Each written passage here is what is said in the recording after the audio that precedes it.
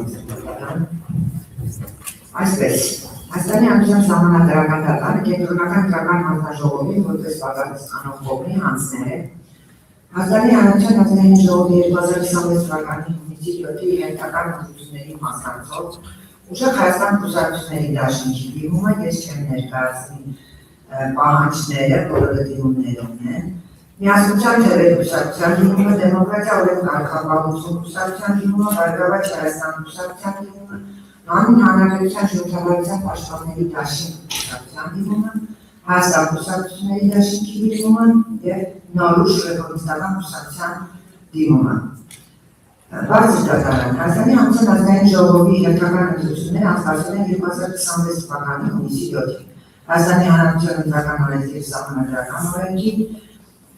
103 հոդվածի առաջին մասով նախատեսված ժամկետներում ընտրությունների կազմակերպման և անցկացման համար Ընտրական օրենսգրքի 17 և 18 հոդվածներին համապատասխան Հանրապետության տարածքում կազմավորվել են թվով 2005 տեղամասեր, նույն թվով տեղամասային կենտրոններ, որոնցից 9 քրեակատարողական հիմնարկներում։ Ընտրական օրենսգրքի 36-44 հոդվածներին համապատասխան գործել են Ընտրական հանձնաժողովների երաշտյան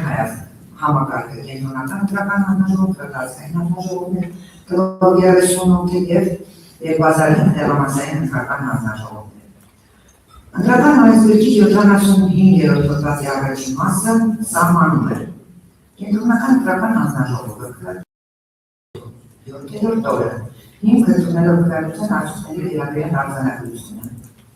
Դատարանների վճիռները, հանձնաժողով ստացած դիմումների գործերի քննարկման արդյունքով ընդունված որոշումները, տեղամասային հանձնաժողովների իրենց համաձայնելու քննարկության արձանագրված խախտումների վերաբերյալ ընտրական հանձնաժողովների որոշումները, քննարկության արդյունքների վերաբերյալ ընդունած որոշումները, անդրադառնում են ընտրության արդյունքները և ընդունում որոշում ընտրության արդյունքների վերաբերյալ։ 2026 թվականի հունիսի 14-ին հիմք ընդունելով ընտրական տեղամասերում, ինչպես նաև էլեկտրոնային եղանակով քննարկության արդյունքների վերաբերյալ արձանագրությունները, կենտրոնական ընտրական հանձնաժողովը կազմել է արձանագրություն Հայաստանի Հանրապետության Ազգային ժողովի 2026 թվականի հունիսի 7-ի հերթական ընտրությունների քննարկության արդյունքների վերաբերյալ։ Արձանագրությունը ներկայացվել է բարձրատան կողմերին, հարակից պատասխանողներին, երրորդ անձին, չներկայացնեմ դրանում արձանագրված թվերը, համենահայտնեմ, որ արձանագրությունը ստորագրել են կենտրոնական ընտրական հանձնաժողովի բոլոր անդամները։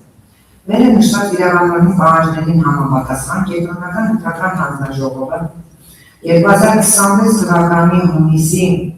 14-ին կայացրել է Ազգային ժողովի 2026 թվականի հունիսի 7-ի ընտրությունների վերաբերյալ թիվ 258 որոշումը, որ համաձայն որի որոշել է, որ Ազգային ժողովի 2026 թվականի հունիսի 7-ի կայացած հերթական ընտրությունների նախապատրաստման և քննարկության ընթացքում տեղ չեն ունեցել ընտրական օրենսգրքի այնպիսի խախտումներ, որոնք կարող էին ազդել ընտրության արդյունքի վրա։ Նույնիսկ արդեն հիմք ընդունելով ընտրական օրենսգրքի 95-րդ հոդվածի առաջին մասը, կենտրոնական ընտրական հանձնաժողովը կայացրել է Ազգային ժողովի 2026 թվականի հունիսի 7-ի հերթական ընտրությունների արդյունքներն ամփոփելու մասին թիվ 259 որոշումը Ազգային ժողովը ընտրվելու և մանդատների բաշխման մասին։ Պատասխանող կողմը գտնում է, որ նշված որոշումները իրավաչափ են, բացվել են ընտրական օրենսգրքի պահանջների պահպանումը։ Այո, ընտրական օրենսգրքի 101-րդ հոդվածը, մասնավորապես դրա առաջին մասը, սահմանում է, եթե ընտրությունների ընթացքում տեղի են ունեցել նույն օրենսգրքի այնպիսի խախտումներ, որոնք կարող էին ազդել ընտրությունների արդյունքների վրա, ապա կենտրոնական ընտրական հանձնաժողովը որոշում է առանձին ընտրական տեղամասերում վերակայություն անցկացնելու մասին, եթե այդ միջոցով հնարավոր է շտկել այդ խախտումների հետևանքները, եթե այդ միջոցով հնարավոր չէ շտկել այդ խախտումները, ապա Ազգային ժողովի ընտրությունները անվավեր չանցում և նշանակվում են ընտրությունների վերակայություն։ Նշված իրավաբանի պահանջներին համապատասխան կենտրոնական ընտրական հանձնաժողովը գտնում է, որ Ընտրությունների արդյունքներն անվավեր ճանաչելը կարելի է միայն այն պարտադիր պայմանով, որ թույլ տրված խախտումները բացառեն ընտրության իրական արդյունքները ճշգրտորեն որոշելու հնարավորությունը։ Ժամանակական դատարանի 17 հուլիս 2021 թվականին 1006 որոշմամբ, որը իմով կողմնվածից մեջ վերում է, արտահայտվել է նաև ժամանակական դատարանի դիրքորոշումը հետևյալ է. ընտրություններն անվավեր ճանաչելու կամ չճանաչելու որոշումը յուրաքանչյուր դեպքում կախված է կոնկրետ հանգամանքներից և պետք է հաշվի առնել իրավաբանորեն կատարված խախտման լրջությունն ու ծանրությունը, խախտումների ընդգրկման ծավալը, խախտումներ կատարելու միջոցներն ու ձևերը։ Ընտրական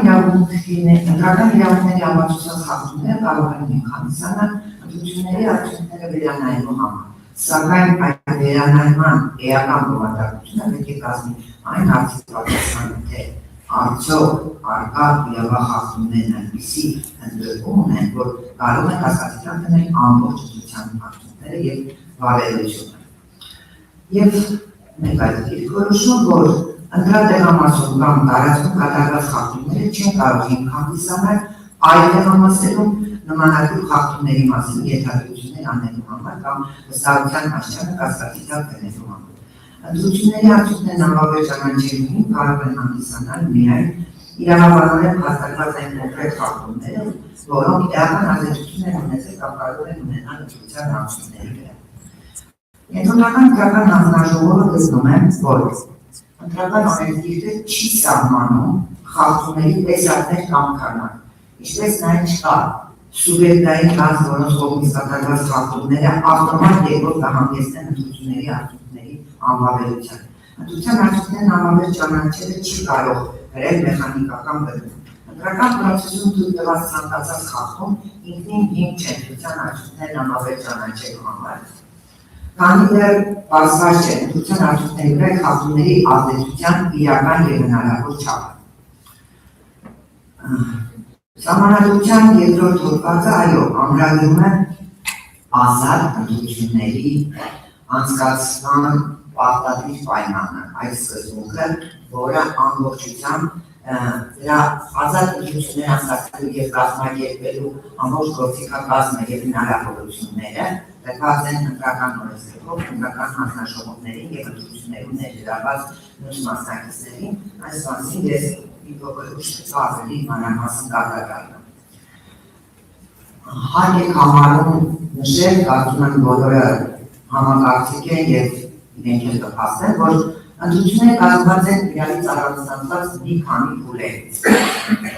Նախապատրաստման փուլ, կազմակերպման, անցկացման, քվեարկության կազմակերպում, անցկացում, քվեարկության արդյունքների ամփոփում, ընտրության արդյունքների ամփոփում։ Ընտրությունների այս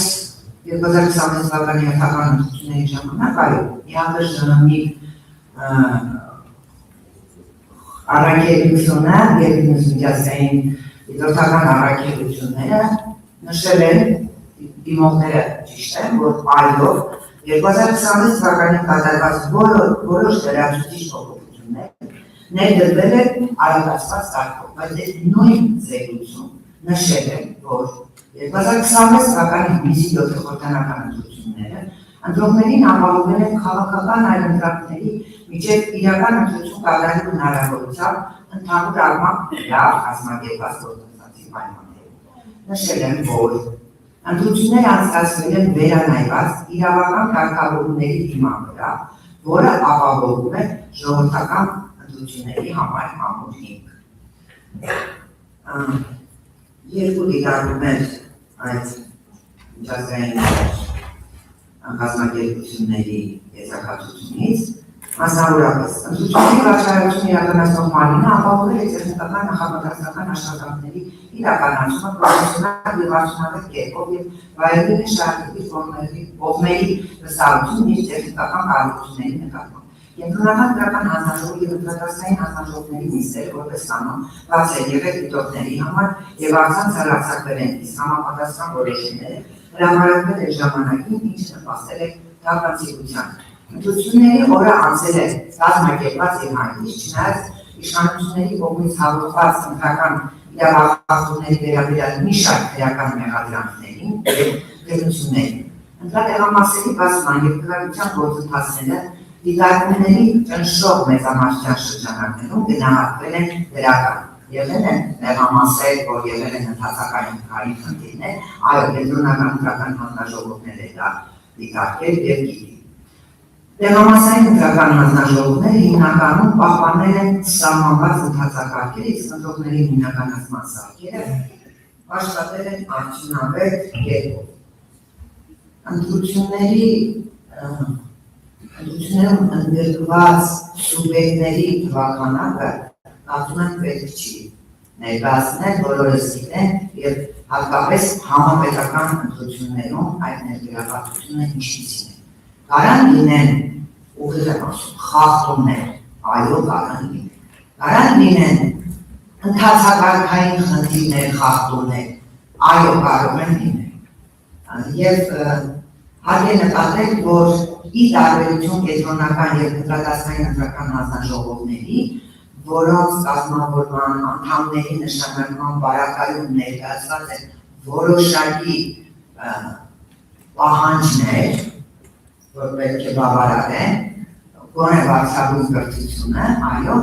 տեղամասային ընտրական հանձնաժողովների կազմավորման հարցը կենտրոնական ընտրական հանձնաժողովը բազմիցս է բարձրացրել, հիմա չեմ ուզում դրանց մասին խոսել, ուզում եմ ասել, ինչ կերպ են դրանք կազմավորվում։ Ազգային ժողովում խմբակցություն ունեցող կուսակցությունների կողմից պարտավոր է կենտրոնական ընտրական հանձնաժողովը ապահովել պատշաճություն, պարտավոր է, ապահովել է, կարծում եմ, այո, ապահովել է, որը որ ցույց է տալիս ընտրությունների քվեարկության օրը ընտրական 25 ընտրական տեղամասերում կազմակերպված և անցկացված գործընթացը։ Եվ այս խախտումները կամ իրավախախտումները կարող են տեղ գտնել ցանկացած դրում ընտրական գործընթացի։ Այդ խախտումների բացահայտման և անհրաժեշտության դեպքում խախտված իրավունքների պաշտպանության իրականացումն ապահովելու համար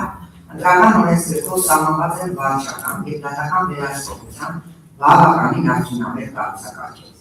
Ազգային հանրության ընտրական օրենսգիրքը ընձեռում է լայն հնարավորություններ, մինչև ընտրության արդյունքների վերաբերյալ վեճերով սահմանադրական դատարանները բողոքարկելու հանրաժողովների որոշումները գործողությունները, այդ թվում անգործությունը։ Ընտրական օրենսգրքում ամրագրված են այնպիսի իրավակարգավորումներ, որոնք ես չեմ խոշում այս բառերը օգտագործելուց, ապահովում են լիակատար և աննախադեպ վերահսկողության գործիքներ։ Հարգելի բարձր դատարան, 7 դիմող ուժերի կողմից իրենց դիմումներում ներկայացված բոլոր փաստական հանգամանքները դա ընտրական հանձնաժողովների կողմից հրապարակայնեցված արդյունքներն են։ Այս և արդյունքներ, որոնք ընտրական օրենսգրքով նաև պարտադրված չեն եղել ընտրական հանձնաժողովներին։ Իսկ ինչ իրավակարգավորումներ, ինչ գործիքներ են ընձեռում ընտրական օրենսգիրքը։ Ընտրողների ռեգիստրը որոնման հնարավորության մշտապես հրապարակված է կենտրոնական ընտրական հանձնաժողովի կայքում։ Ազգային ժողովի ընտրությունների ժամանակ այդ ռեգիստրը 41 օր և 7 օր առաջ գրագության օրվանից նորից հրապարակվում է ըստ ընտրական տեղամասերի արդեն և ունի որոնման լայն հնարավորություն։ Ընտրողների նախնական ցուցակներ, ընտրողների վերջնական ցուցակներ ըստ տեղամասերի տեղադրված են կենտրոնական ընտրական հանձնաժողովի և ներքին գործերի նախարարության համացանցային կայքերում ներբեռնելու հնարավորությամբ։ Այս ցուցակները նաև փակցված են տեղամասային կենտրոններում։ Այո, եղել են դեպքեր, մենք ունեցել ենք գաղափարներ, որ տեղամասային կենտրոններում ցուցակները հարմար չեն փակցված։ Ձեռնարկվել են միջոցներ, դա ավելի մատչելի դարձնելու համար, բայց այդ ամբողջ ցուցակները ներբեռնելու հնարավորությամբ, որը հնարավորություն է տվել նաև որոշակի աշխատանքներ կատարել դրանցում, ի տարբերություն արդեն նպատակված փակցված ցուցակների, հասանելի են եղել բոլորին։ Ազգային ժողովի 2026 թվականի ընտրությունների ժամանակ 300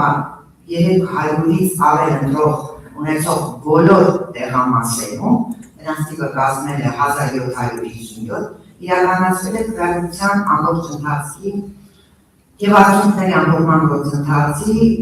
տեսանկարահանում և ուղիղ հեռարձակում։ Իրականացվել է նաև այս ընտրությունների ժամանակ դա